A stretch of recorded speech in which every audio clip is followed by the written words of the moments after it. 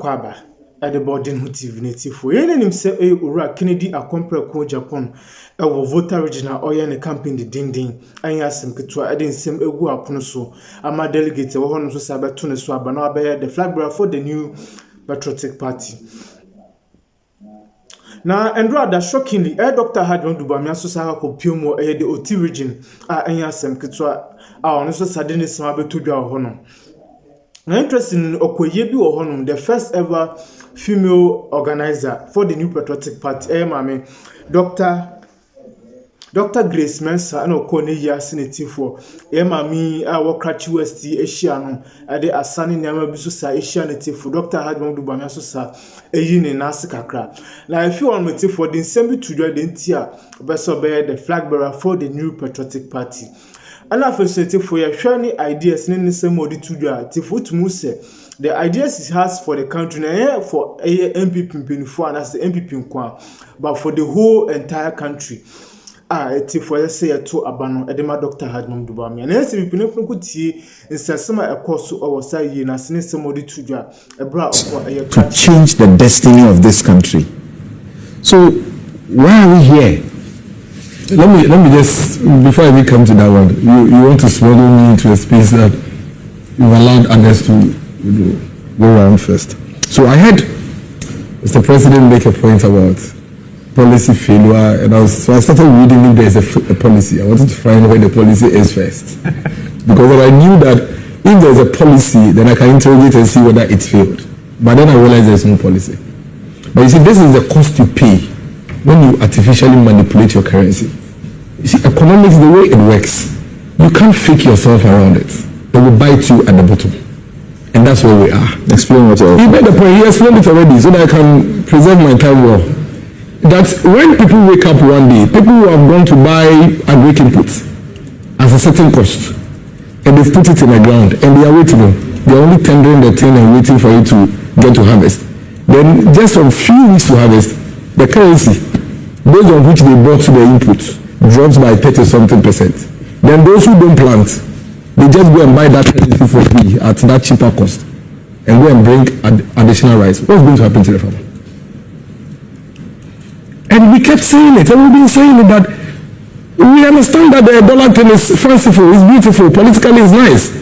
But if you continue to treat it this way, several other world sectors of your economy will suffer. This won't happen the first time. No, I'm just as long as I have been host of this show over a decade, it's an annual ritual. Yeah, that's why we are here. That's why we voted all those people out, and there's a new one.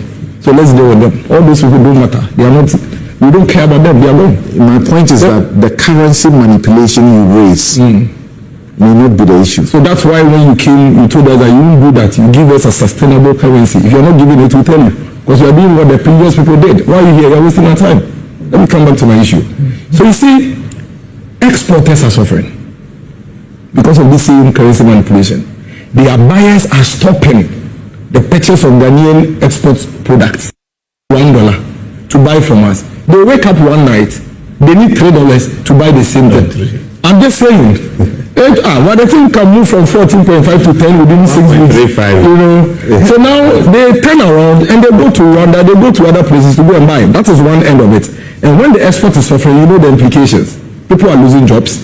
You are even going to mount more pressure on your currency and look for more money to manage it because you're not getting any coming in. This farming situation is just one of the sectors who are silently dying as a result of the currency manipulation. There's no doubt about that.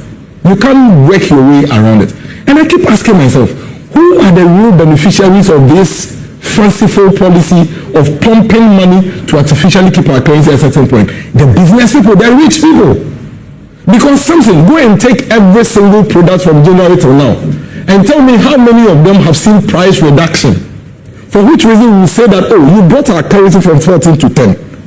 As a result of that, the pen that I used to buy for 1 cedi is now 70 pesos. Really, prices have dropped. Okay, oh, please. I guess I'm saying, give me the how many. I was careful. You and I, you know, you trained me. So I was careful with the choice. I said, how many? If you go to the housing sector, the construction sector, you can pick only 2 items. All the rest are going up. You know why? Because you, Mr. President, you know that when you go and buy dollar at 11.5, which is actually what the banks are selling it for, not 10, 11.5. Yeah. And you go and import from China, you would never use 11.5 to do your pricing. You use 13. You know why? Because you are not sure whether by the time you are done selling the items you brought to Ghana, the dollar will still be at 11.5 or will be at 13. Because we're here in this country. When dollar moved from 14.5 on January 7th, dramatically to 10.4 within 3 months. Then within 5 weeks, it moved from 10.4 to another 13. So no businessman in Ghana is actually using the exchange rates that the Bank of Ghana is putting to trade. In fact, Council, do you know what is happening? The businessmen and the rich people are the only beneficiaries of the exchange rate manipulation because it is not passed on to the consumers. They go and buy it cheap when it comes plenty like we are doing now. Then they go and import and they keep it at a certain rate. That for me is something that we cannot pretend to gloss over. We can continue, but every month, every quarter, another sector like we are seeing with the rice will come up. Now, how do we deal with this? My view is simple. My view is that when I look at the figures, as for the data from the government institutions, we are not saying on it. It's all lies. Governments have no data. We don't have data.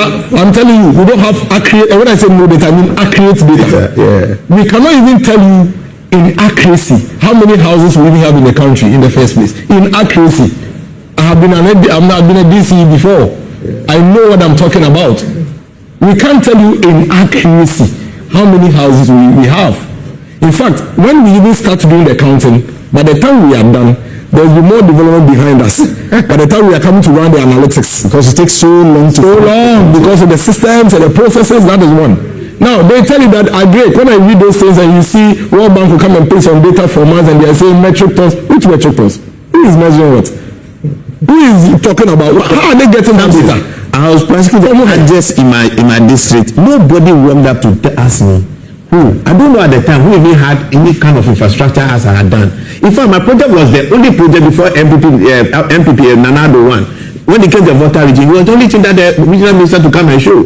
No, it's a private funded thing. Government did not fund it. It was purely funded by where you come? Who funds? Who support the government and who funds? You didn't support it. But I'm just saying, nobody walked up to us to ask us what is our production level. For me to tell you that this is my outstanding for the period, for the season, nothing. All through to date, nobody's come to ask. So the fact is that we don't actually have the real data. But we can work with projections. That is also allowed. In the absence of anything, we can work with some. What do you... Honorable Deputy Whip. Mr. Speaker, I read it. A business statement is just a notice to you of what the agenda of the House is going to be. Mr. Speaker, so I don't think that there's no basis for raising an issue of constitutionality. There is no basis because, you see, there is a business committee. When the business committee meets, they are regulated by the provisions relating to committee work, which means that they have to adopt the outcome of their work. But when I come here as chairperson of that committee, I am not presenting a report that should be adopted by this House. I am making a statement outlining the agenda of this House for the subsequent week. That is the position. And Mr. Speaker, I invite you to look at Order 71-1 and what it actually means. I know all the time when the statement is made, members get up and then they raise issues that they think should be included, and then the leader will say, oh yeah, okay, we'll add that, and etc. That is in the name